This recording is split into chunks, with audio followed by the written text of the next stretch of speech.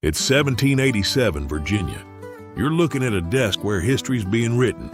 That quill, it's scratching out a letter, one that's about to shape America. Thomas Jefferson.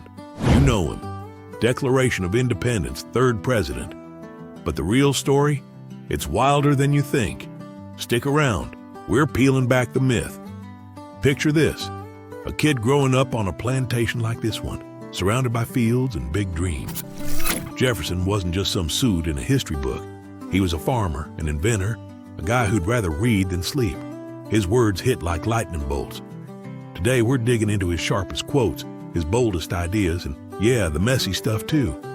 How would you fight for freedom? He had an answer. Let's find out what it was. Check this out. Jefferson's study, packed with thousands of books. He once wrote to John Adams in 1815, "I cannot live without books." and he meant it. He sold his collection to rebuild the Library of Congress after it burned down. Obsessed? You bet. But this wasn't just about pages. It was about power, ideas, freedom. Coming up, we've got liberty that shook empires, genius that built a nation, and contradictions that'll make you think twice. Let's dive in. It's July 1776, Philadelphia. Jefferson's here, sweating it out, writing the Declaration of Independence. Look at this. "We hold these truths to be self-evident, that all men are created equal." That's the line that lit a fire under a nation. It wasn't just ink, it was a battle cry. People fought for it, bled for it.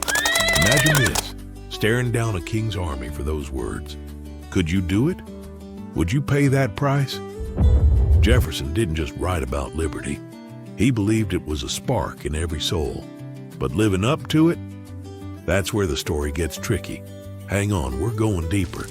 Welcome to Monticello, Jefferson's Virginia hideout. This room, it's where his brain went wild. Books everywhere, maps, even a gadget he invented to copy letters. The guy was a genius, taught himself languages, designed buildings, grew exotic plants, and then he wrote this in 1787. "The tree of liberty must be refreshed from time to time with the blood of patriots and tyrants." Bold, right? He saw ideas as alive, messy, dangerous. What's your weapon? What's the one thing you'd fight to create or learn? Think about it. But here's the twist. Jefferson wasn't perfect. He was complicated. This is Monticello, too, where over 600 slaves worked in his lifetime. Yeah, the guy who wrote about freedom owned humans. It's a gut punch, isn't it? He knew it too. In 1785, he wrote, "I tremble for my country when I reflect that God is just." He felt the weight, the hypocrisy, but didn't fix it. So what do we do with that? Do your flaws define you or your fight? Ever wrestled with something you believe but can't live up to? Drop your thoughts in the comments.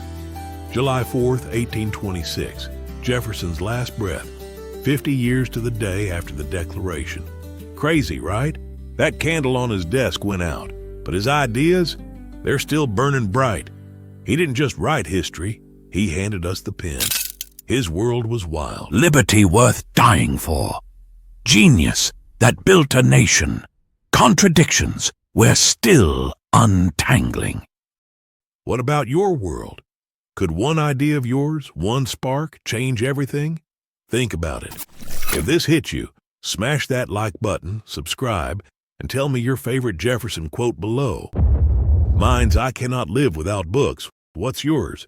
Catch you in the next one.